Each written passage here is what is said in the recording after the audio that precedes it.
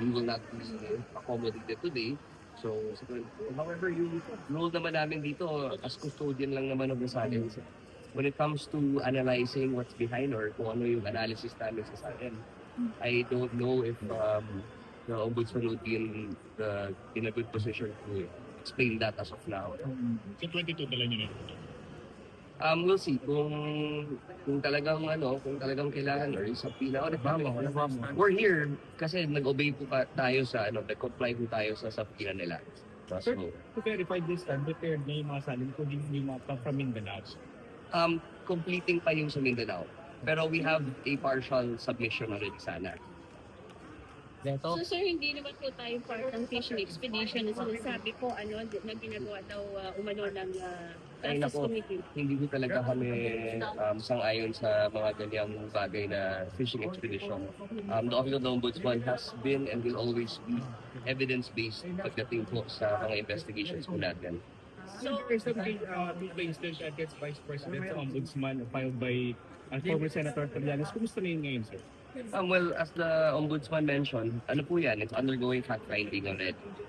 So, the process there is after fact-finding, kung kompleto na ho siya, then it moves on to preliminary investigation. No? However, there are some legal questions regarding yung immunity from suit of the Vice President. So, the mechanics is what we're trying to figure out now. Kung kailangan ba natin i-endorse dito sa Congress or doon na ba sa Senate, we will have to see. Sir, may bearing po ba yung pag-classified material dito since nag-submit din sa ombudsman na Yeah, what was ito sa referral Hindi po siya in the form of a complaint. Also, what they have here is also what we have in the Office of the Ombudsman. Kaya siguro ang best na kailangan namin gawin is to monitor. Kasi this will be the first time, I believe, no?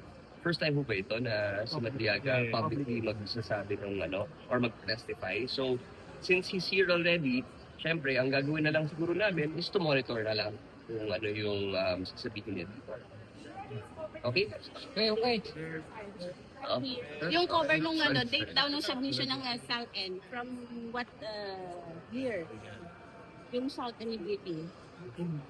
I'll have to check the subpoena, pero if I'm not mistaken, parang the last 10 years or since the time she became mayor.